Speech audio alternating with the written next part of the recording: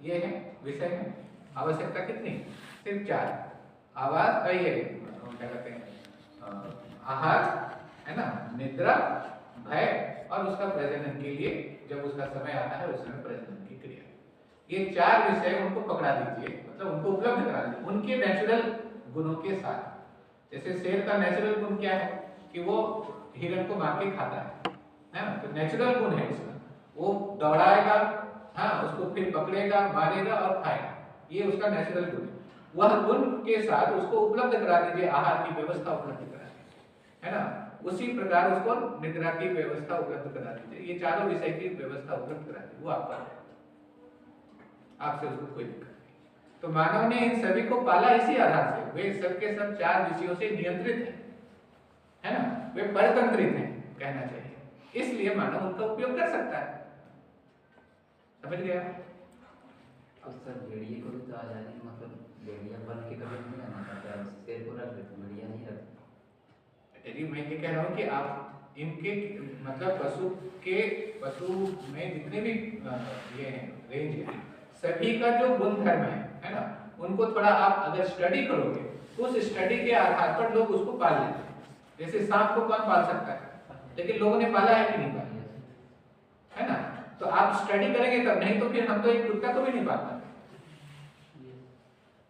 है ना, ये कहना है। तो ये सिर्फ पशुओं को पाला जा सकता है। क्यों पाला जा सकता है ये मैं बता रहा हूं। इसलिए पाला जा सकता है क्योंकि वे अपने 4 विषयों से नियंत्रित है। इसमें आप उनका मानव ही एक ऐसी कार्य है जो विषयों से नियंत्रित नहीं होती। आप उनको विषय उपलब्ध करा दो तो भी वो आपका हो जाएगा, ऐसा नहीं। समझ में आया क्या? अभी कुछ क्वेश्चन? हाँ, समझ में आ गया ना? तो ये जो अंतर है, तो ये क्यों नहीं है? क्योंकि मानव में स्वतंत्रता की चाहना होती है। स्वतंत्रता की चाहना क्यों होती है उसको समझने जब जाएंगे तो आगे विस्तार से जब समझेंगे तो पता चलेगा। क्योंकि वह स्वतंत्र हो जाना चाहता है, मतलब उसके विचार ऐसे हो जाने चाहते हैं, ऐसे होने चाहते हैं जिसमें अलग से और किसी इनपुट की आवश्यकता न रहे और वो मुक्त रूप से निश्चित निर्णय कर पाए, निश्चित योजना बना पाए और निश्चित आचरण के साथ बना रह सके। पशुओं को कोई सिखाता नहीं है, उसके आचरण निश्चित है, वो प्राकृतिक विधि से आचरण है।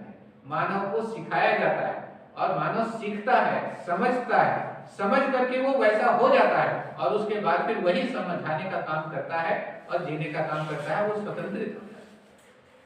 समझ गए?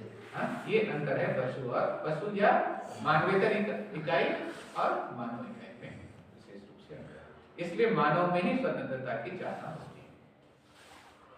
पकड़ने में आया? बात क्लियर हुई है ना? तो अब हम लोग जो हम लोग चाह रहे थे, आप पिछले शायद 2 सप्ताह में नहीं आए। नहीं, अब आया करो तो कुछ स्टार्ट करेंगे। जैसे एक बात तो आप सबके सामने एकदम क्लियर हो गई कि अध्ययन मानव इकाई की बाध्यता है ना, व्यवस्था नहीं। बाध्यता और व्यवस्था में अंतर है। व्यवस्था मजबूरी क्या है, बाध्यता मतलब ये आपकी आवश्यकता है ना, हमारी ये आवश्यकता है ना। जैसे भोजन हमारी बाध्यता है कि तो शरीर की बाध्यता है, ऐसे ही अध्ययन जीवन की बाध्यता है। क्योंकि जीवन में कुल 5 शक्तियां, 5 बल होते हैं, ये मालूम है? आप लोग सुने हो ना? मन, वृत्ति, चित्त, बुद्धि, आत्मा, ये 5 बल है। इन्हीं का जो शक्ति स्वरूप है ना, आस्वादन, चयन, तुलन है, चयन, चयन, विश्लेषण, चित्रण, संकल्प और प्रामाणिकता, ये 5 शक्तियां हैं। तो जीवन में ये 5 बल और 5 शक्तियां हैं और इन 5 बलों और शक्तियों को पूर्ण विकसित होना उनकी आवश्यकता है। पूर्ण विकसित होना। जैसे आज हम आशा कितनी करते हैं? हमारे पास क्या क्या आशाएं हैं? क्या क्या बताओ? अच्छा, आपको जिस तरह की आशा आती है बताओ, क्या क्या आशा करते हो? आशा रहती है कि वो हमारी मदद करेंगे या फिर कुछ मतलब ऐसे सुविधा में भी आशा होती है कि ये हमारे पास आ जाए, इस तरह की चीजें। हाँ बताओ, क्या क्या होती है? बहुत सारी चीजें बताओ, क्या क्या है? मुझे लगता है हम कि गिनते जाते हैं। हाँ, रेखा वो बहुत कम होती है। हाँ, ये बता रहे हैं बहुत अधिक होती है। आशा और आवश्यकता मतलब दोनों मतलब समझ रहे हैं। जैसे कि आवश्यकता जैसे बता रहे हैं कि सही खान पान हो, मतलब भोजन हो, कपड़ा हो, घर हो, परिवार हो, ऐसा तो मतलब इसी तरह से। ऐसी आशा है ना? क्या क्या आशा है देखो, ये मिटा दो थोड़ी। हाँ,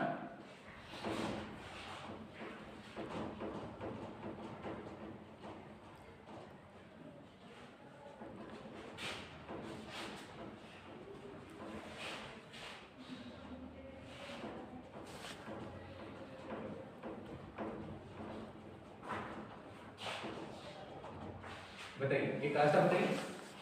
जैसे कि अच्छा हमको हमेशा भोजन मिले, है हमेशा भोजन मिले, और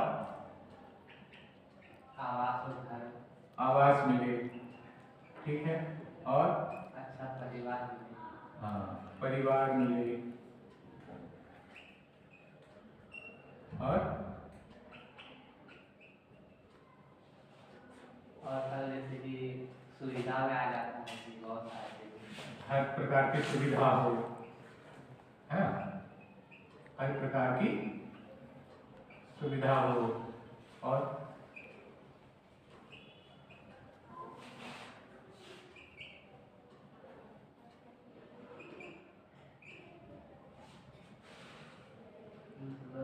और सर अपना गोल अचीव कर लें। हाँ हम बोले थे। अपना गोल हम अचीव कर पाए, है ना? हर प्रकार की जो सुविधा हो इसी में सब कुछ आ जाता है। और मतलब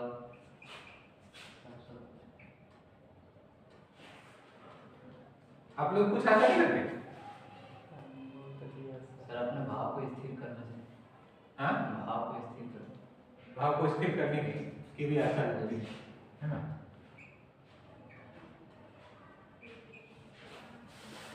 और?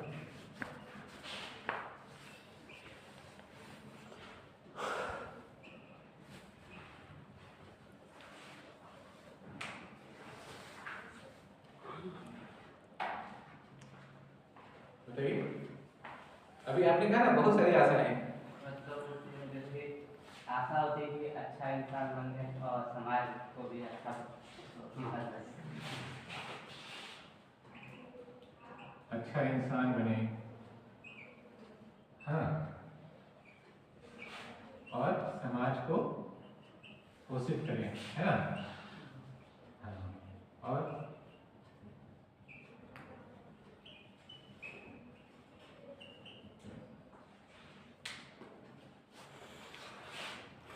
बस आप लोग कुछ और जोड़ना चाहें? किसी प्रकार का कोई किसी प्रकार की कोई समस्या न हो।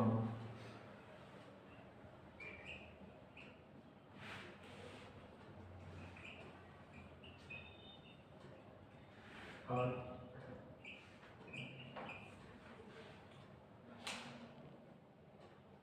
सर दिमाग को कंट्रोल करें, मतलब दिमाग में जो विचार आते हैं उस पर नियंत्रण।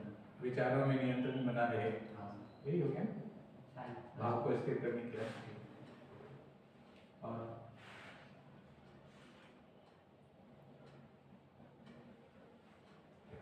जब हम पेन डाउन करेंगे ना कोई किसी भी चीज को, बहुत बड़ा हो जाएगा, हमें लगता है कि बहुत बड़ा है। इसलिए किसी भी कोई भी परेशानी यदि आपके पास आए, है ना, थोड़ी देर बैठ जाओ, स्थिर होकर के उसको देखो। वो परेशानी जो है अपने स्वरूप में आएगी, और स्वरूप जो है वो छोटा सा हो। जैसे डॉक्टर के पास आप जाते हो, है ना, कोई दूसरे आदमी को मदद करना है। हाँ दूसरे आदमी को मदद करना है। हाँ, ये है ना, सही था ना? अच्छा इंसान बनना समाज को खुश रखना, है ना? इतनी आशा जो है बहुत होती नहीं। आशा सिर्फ 3 रेंज में होती है।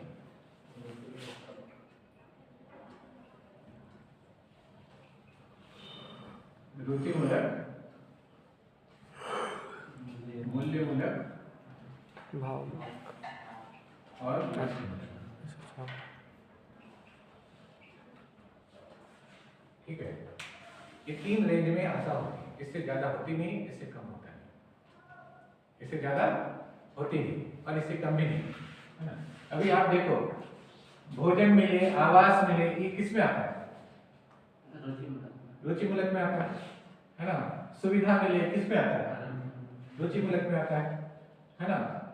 और ठीक है, परिवार मिले, कहाँ आता है? मूल्य मूलक में आता है। अच्छा इंसान बने और समाज को पोषित करे, किस में आता है? मूल्य मूलक में आता है ना। भाव को स्थिर करने की आशा और अपना गोल अचीव कर पाए, ये सब किस में आता है? लक्ष्य मूलक में आता है। किसी प्रकार की कोई समस्या ना हो, ये एक प्रकार से इन तीनों की सम्मिलित पूर्णता में, है ना, ये समस्या का अभाव है। तो कहीं भी कभी भी आप देखने जाओगे कि इससे भिन्न नहीं होगा। अब देखिए इसका रेंज देखिए। रुचि मूलकता में हम अधिक से अधिक क्या देखते हैं? अपनी सुख सुविधा को देखते हैं, है ना। और अपना से जुड़ा हुआ जो एकदम अपना है ना। जैसे अभी आप लोग बच्चे हो, अभी आपका एकदम अपना कौन है? तो आपके माता पिता अपने हैं, है ना। और आपके भाई बहन आपके अपने। जैसे ही शादी हो जाएगी, अब आपका अपना कौन हो जाएगा? सिर्फ माता पिता रहेंगे और आपकी जो पत्नी होगी वो आपकी अपनी हो जाएगी। धीरे से माता पिता भी दूसरे पायदान में चले जाएंगे, पत्नी आपकी फर्स्ट प्रायोरिटी में आ जाएगी। उसके बाद जब आपकी संतान होगी तो संतान और पत्नी यही आपका टोटल अपना होगा। माता पिता फिर वो भाई बहन वाली कैटेगरी में पहुंच जाएंगे, है ना। उसके बाद कुछ और दिनों के बाद माता पिता को आप किसी तरह कहोगे कि नहीं ये भी, इनका भी ख्याल तो हम ही को रखना पड़ेगा।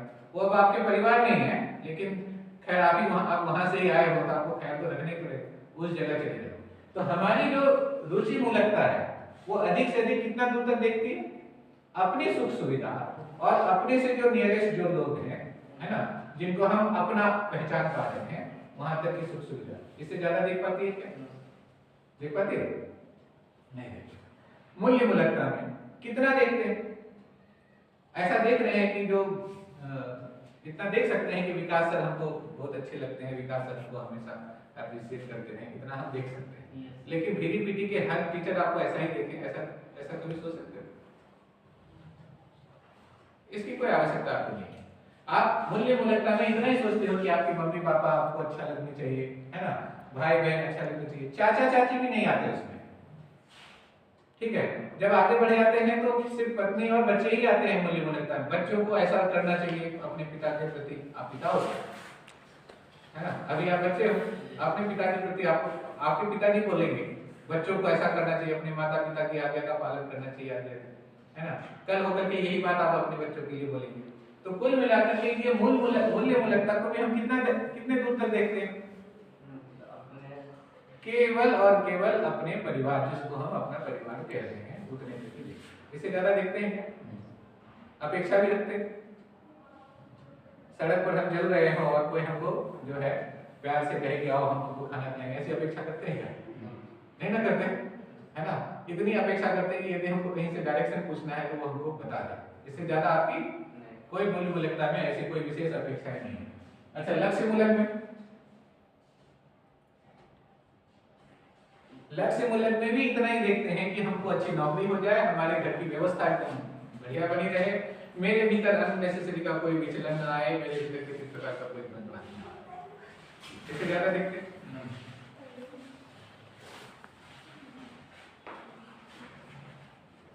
सही, मेरी बात से सहमत है? हाँ, बताओ।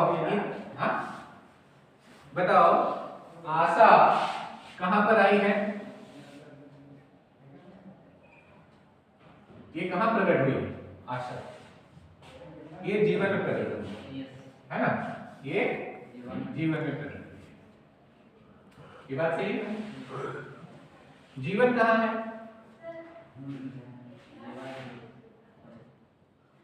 जीवन कहां प्रकट है? मतलब कहां पर होता है? आप ही जीवन, लेकिन होता कहां है? एग्जिस्टेंस में।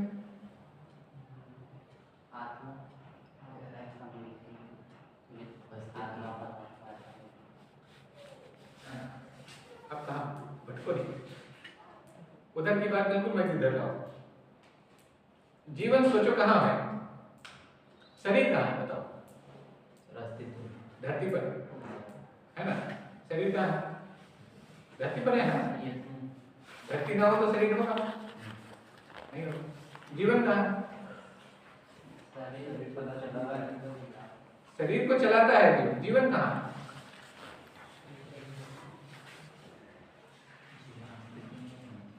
यही तो कुछ पूछ रहे हैं। जीवन कहाँ है?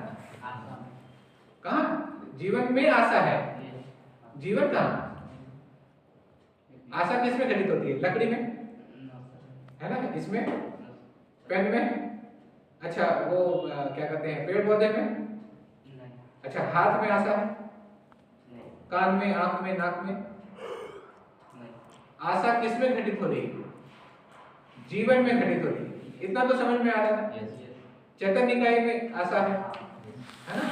चैतन्य निकाय क्या है ये अभी बाद में देखते हैं, है ना? लेकिन जीवन में हो रहा है कि नहीं आशा? इसमें कोई डाउट है? इसमें कोई डाउट है? अच्छा जीवन कहाँ है? तो आशा में ही जीवन में आशा घटित होती है। आशा जीवन में ही हो रहा है ना? आशा हो रहा है और विचार हो रहा है, इच्छा हो रही है ना? उसमें संकल्प होते हैं, उसमें अनुभव होता है। ये सब किसमें होता है? किसी भी पदार्थ की इकाई में नहीं होता है, किसी भी प्राण की इकाई में नहीं होता है। ये सिर्फ और सिर्फ जीवन में होता है, मनुष्य में नहीं। मतलब मनुष्य के जीवन हाँ नहीं इसमें भी होता है। क्या कहते हैं पशु पक्षी में भी जो जीवन है उसमें भी आशा तो होती है, तभी तो वो आप उसको डराते तो डरता है कि नहीं डरता? आपके संकेतों को वो ग्रहण करता है कि नहीं करता? करता है। तो आशा है उसमें, और विचार बहुत नहीं, सिर्फ इच्छा बहुत कम है, मतलब बहुत ही कम है उसमें। इच्छा लगभग नहीं के बराबर, संकल्प वगैरह की बात नहीं है उसमें, लेकिन आशा है। हाँ तभी वो जीने के लिए आप सोचो वो जो साइबेरियन जो पक्षी है कहाँ से कहाँ तक आती है, कितने सारे पशु जो हैं वो एक जगह से दूसरी जगह चले जाते हैं, बहुत लंबी यात्रा करके पहुंच जाते हैं अपने जीने की आशा के साथ, है ना? तो आशा वहां भी है। ये किसमें होता है? ये जीवन में होता है। कितनी बात समझ में आ रही थी? अच्छा जीवन कहाँ?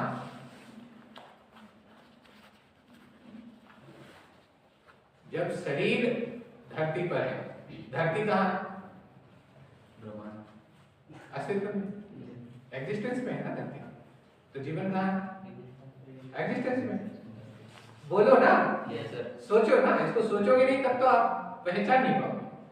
पीछे की बातों को भूल जाओ, अभी आत्मा परमात्मा एकदम खत्म कर दो, क्योंकि वहां केवल आपकी मान्यता है, उसमें बस आपने वास्तविकता को बिल्कुल नहीं। परमात्मा जानते हो? देखे हो जब आत्मा को देखे नहीं देखे छोड़। अब जो देख सकते हैं हम उसकी बात करेंगे। ये बात समझ में आ रही है ना? आशा किसमें हो सकती है? होती है सिर्फ और सिर्फ जीवन में। जिसमें होती है उसको जीवन कहते हैं, आप समझ लो। क्लियर है? जीवन कहाँ होता है? तो एग्जिस्टेंस में। एग्जिस्टेंस में जीवन नाम की वस्तु है, जीवन जैसी वस्तु है ना? उसकी आशा क्या केवल इतनी होगी जितना भी विचार किया, इतनी सी आशा के लिए जीवन बना हो। सोचो कि मैं खाऊं पीऊं, है ना? लोग को लगता है इतना है, लेकिन और ज्यादा होगा ना? यही है आशा में विकास, है ना? यही ऐसा ही जब विश्लेषण करेंगे, एक क्रिया है ना, आशा एक क्रिया है, दूसरा एक विश्लेषण क्रिया है। ये भी सुने हो ना? विचार,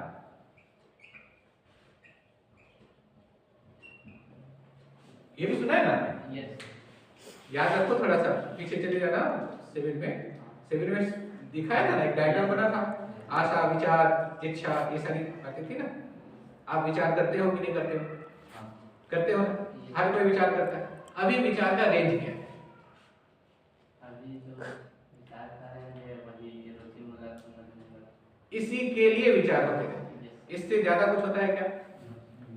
नहीं होता। क्या इस इतने के लिए अस्तित्व में जीवन बना होगा? जीवन में इतने के लिए आशा और विचार होंगे? नहीं होंगे ना। कुछ बड़ी चीज होगी कि नहीं होगी? तो ऐसे ही जो आशा है जीवन में, विचार है, चिंतन है, इच्छा है। अभी इच्छा हमारी कितनी होती है? बहुत आंशिक इच्छा होती है। आशा का रेंज फिर भी बहुत बड़ा है, इच्छा हम लोग की बहुत कम है। अधिक से अधिक आपकी इच्छा क्या है? एक नौकरी मिल जाए किसी तरह और हम आराम से जिए। इससे अधिक इच्छा होती है आप लोग? हाँ, क्या इतने के लिए इच्छा होगी अस्तित्व में? हो गया होगा ना कुछ? तो यही मैं आपसे इस तरह की बातें करके आपको ये बतलाना चाहता हूँ कि जो आशा है प्रकट है, विचार है प्रकट है, इच्छा है, ये सब प्रकट है, लेकिन इसकी पूर्णता है क्या इसमें? अभी नहीं है। ये पूर्णता तक जाना चाहिए कि नहीं चाहिए? जाएगा कि नहीं जाएगा? एक पेड़ अपनी पूर्णता तक जाता है, फल देता है, फल को जो है फल से फिर से नया पेड़ आता है। तो क्या आशा, विचार, इच्छा, रितंभरा, इन सब में इसकी पूर्णता होगी कि नहीं होगी? होगी ना? इसके लिए अध्ययन होते हैं। तो जब हम अध्ययन करते हैं तो हमारी आशा कैसी हो जाती है वो देखो, इसको मिटा देते हैं, है ना? बहुत छोटी सी आशा है, इतनी भी। अब देखिए आशा का रेंज कैसा होता है, बढ़ता है।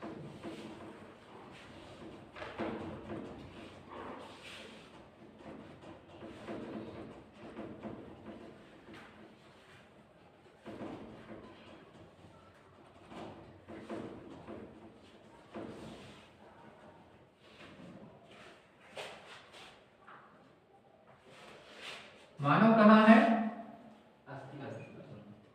अस्तित्व में, है ना? ठीक है। तो अस्तित्व में कोई भी इकाई अपने प्रयोजन के साथ होती है। मानव इकाई का भी प्रयोजन होगा, हाँ? क्या प्रयोजन है? चलिए, प्रयोजन होगा, इसमें तो कोई डाउट नहीं। मानव को आपने क्या पहचाना था? ज्ञानावस्था।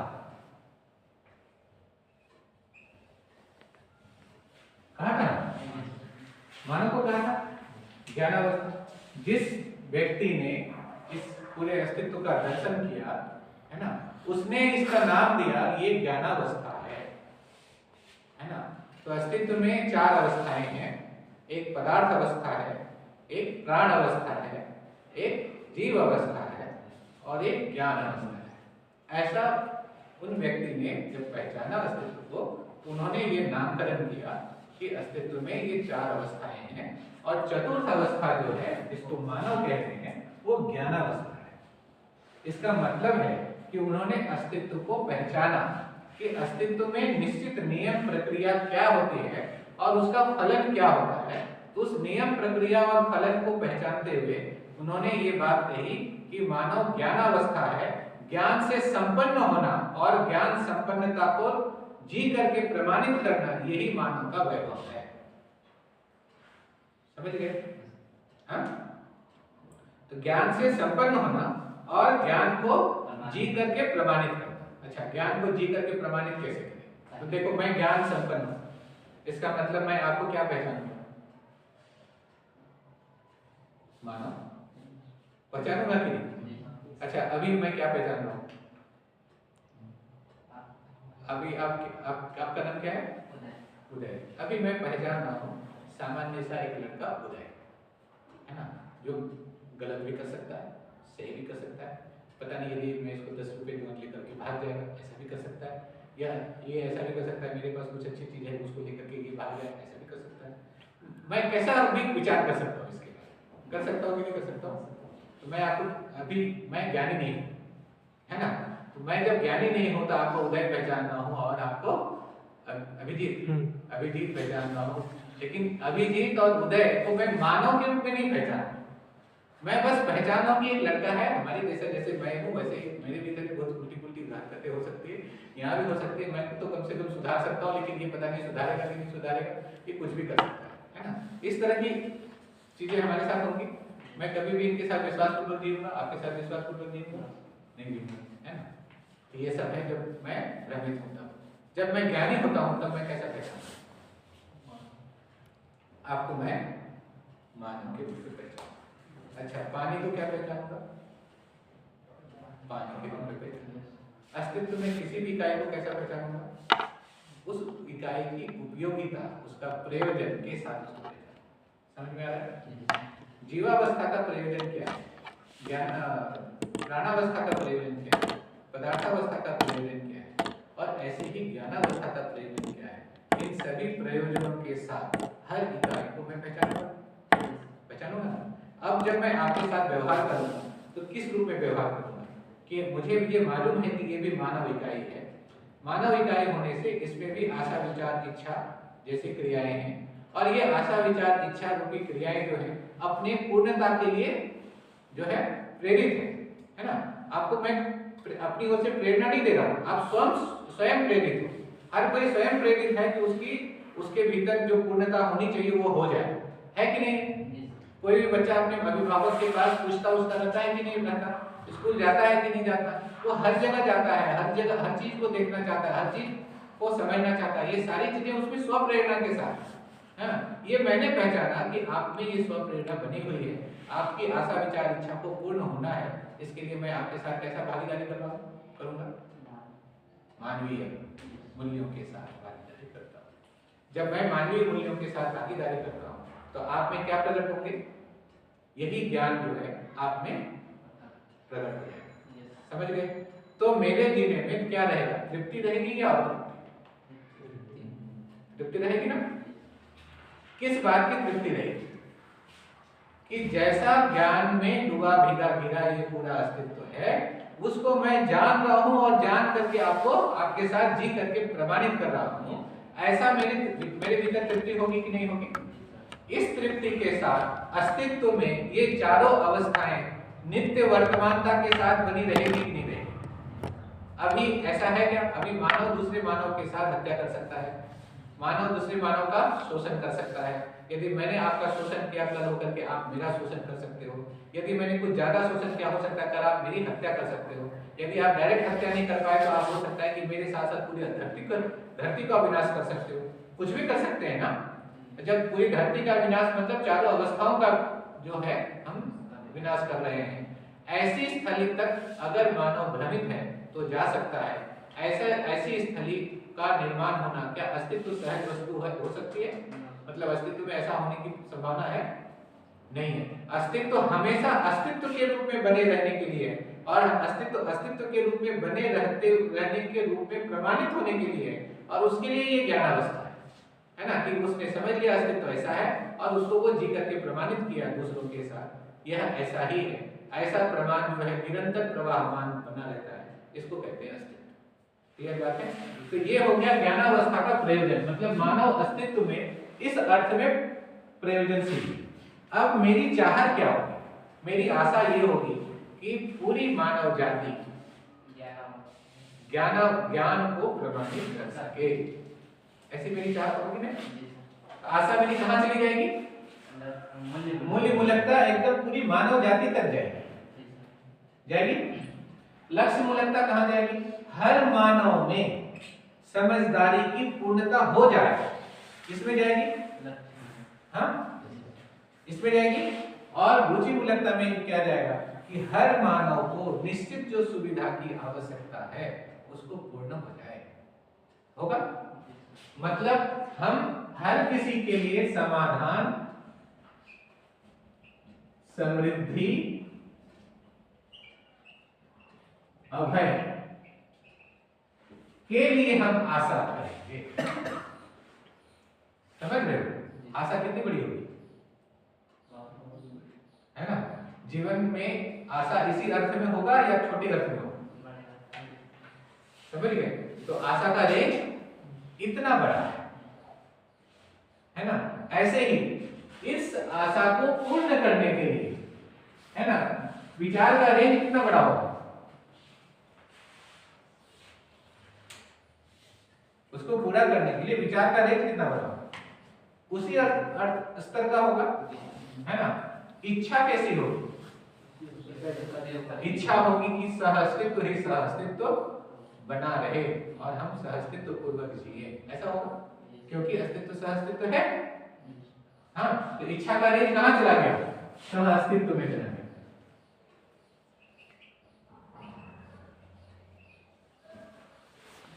समझ रहे हो? मानव लक्ष्य है समाधान, समृद्धि, अभय, सहस्त्र। मालूम है ना मानव लक्ष्य ऐसे क्यों जाना बताया गया था ना। मानव लक्ष्य, मानव लक्ष्य क्या है, मानव में से क्या लक्ष्य है, तो मानव में से ये लक्ष्य है, हर तरफ समाधान, हर मानव के साथ समृद्धि का भाव, समग्रता में सभी मानव एक दूसरे के साथ मूल्य पूर्वक रहते हुए अभय, और इस प्रकार समग्र प्रकृति के साथ उसका सह अस्तित्व नित्य वर्तमान, ये मानव लक्ष्य है ना। तो हमारी आशा, विचार, इच्छा यहाँ तक जाती है, समझ रहे हो? तब मानव तृप्त होगा या पहले? तब तृप्त होगा ना। तो आशा, विचार, इच्छा तृप्त हो सके, इसके लिए हमें क्या करना पड़ेगा? अध्ययन करना पड़ता है। अध्ययन करने के लिए हम विवश हैं, मतलब बाध्य हैं, विवश नहीं, हम बाध्य हैं। अध्ययन हम इसलिए करना चाहते हैं क्योंकि हमको पूर्ण होना है और पूर्णता को प्रमाणित करना है। पूर्णता को प्रमाणित करना ही मेरी तृप्ति का स्वरूप होता है। कुछ बात समझ में आई? कुछ गलत तो नहीं हुआ? सर देखिए, यह जो आपने बुद्धिमूलक और लक्ष्य बताया, हमारे लिए कम आशा है, मतलब हम इसमें कम आशा करते हैं, लेकिन समाधान, समृद्धि और अभय उससे और अधिक आशा है। लेकिन पूरा जो जीवन हम लोगों का है, यही आशा पूर्ण करने में ही लोगों का जीवन काल पूरा चल जाता है। कम आशा में बिल्कुल नहीं, ऐसा कौन बोला? तो जैसे सर कोई एक लक्ष्य लेके चला कि ये नौकरी हमको पाना है, अगर उसको नहीं मिलता है तो बाद में सुसाइड कर लेता है, या फिर उसका जीवन गलत आशा के लिए जब हम बढ़ते हैं तो उसमें सुसाइड की नौबत आती है। कोई भी गलत आशा है ना, पूरी नहीं होने की पूरी संभावना है। हाँ? नौकरी के पीछे जो आशा है,